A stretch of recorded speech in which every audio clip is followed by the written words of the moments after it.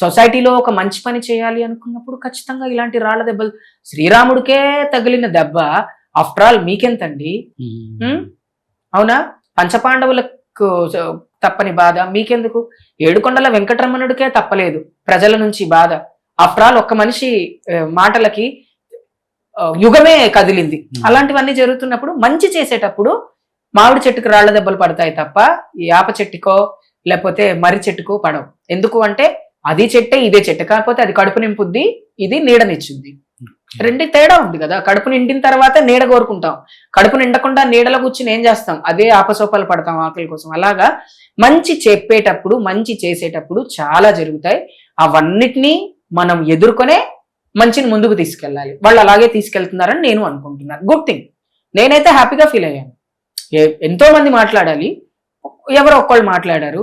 అదే ఒక chief minister మాట్లాడితే, అదే మోదీ గారు మాట్లాడితే ఇలా చేస్తారా? చేయరు కదా.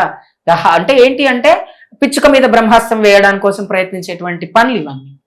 అంతే. చిన్నవాళ్ళు చెప్తే ఒకలాగా, పెద్దవాళ్ళు చెప్తే ఒకలాగా తీసుకుంటారు. కాబట్టి పెద్దవాళ్ళు చెప్పలేకపోయినా ఈ ఒక చిన్న వ్యక్తి చెప్పాడు అంటే దాంట్లో ఎంతో కొంత నిజం ఉంది అని పెద్దవాళ్ళు కూడా ఆయనకు సపోర్ట్ చేయాలి. అంతే తప్ప పక్కనోడికి ఏదో జరిగింది నాకెందుకులే అని ఖాళీగా ఉండకూడదు కదా. నేను చాలా కామెంట్స్ చదివాను. ఎవరైతే మగవాళ్ళు మాట్లాడారో చాలా మంది ఆయనకు సపోర్ట్ చేశారు. చాలా కొన్ని వేల మెసేజ్లు ఉన్నాయి. వి సపోర్ట్ టు హిమ్, ఆయన తప్పేం చెప్పలేదు, చెప్పిన పద్ధతి తప్పేమో కానీ చెప్పిన మాట అయితే నిజమే కదా అనేటువంటి విషయం ఆయన క్లియర్ గానే చెప్పారు. దాంట్లో తప్పేం లేదు అన్నారు. కొంతమంది ఉంటారు కదా, ఏంటి అంటే అన్ని సమానము, మేం సమానం, మీరు సమానము అన్నప్పుడు సమానంగా మాట్లాడని ఒక ఉద్దేశంతో చేసే పనులే తప్ప దానివల్ల సొసైటీకి ఇప్పుడు సడన్ గా ఎవరో ఒక్కళ్ళు చెడ్డబట్టలు వేసుకున్నారు కదా అని హౌస్ వైఫ్ వేసుకోవడం మానేస్తుందా? హౌస్ వైఫ్ నైటీల మీద ఇంత ట్రోలింగ్ జరిగింది. నైటీలు వరల్డ్ లేడీస్ కాస్ట్యూమ్ అని దానికి బాగా పేరు పెట్టారు. నైటీలు వేసుకోవడం మానేమంటే మానేస్తారా? వాళ్ళు కంఫర్టబుల్ వేసుకుంటున్నారు. అది వేసుకుంటే బాగోదని తెలుసు, నా భర్తకు నేను నచ్చనని తెలుసు, అయినా కంఫర్టబిలిటీ కోసం నైటీ వేసుకుంటారు కొంతమంది ఆడవాళ్ళు. కొంతమంది వాళ్ళు అబ్బా నా పెళ్ళాం ఎప్పుడు నైటీ మీదే ఉంటుంది, ఆ నైటీ మీద చూడలేక సత్తన రోజు ఒకేలా కనపడుతుంది. ప్యాక్ చేసుకోండి. మనం అందంగా కనపడాల్సింది మన భర్తకి మాత్రమే. ఇది చాలా నిజం, ఇది సత్యం. అంతే. మా భర్త తర్వాత నేను మా నాన్నకు అందంగా కనపడాలి.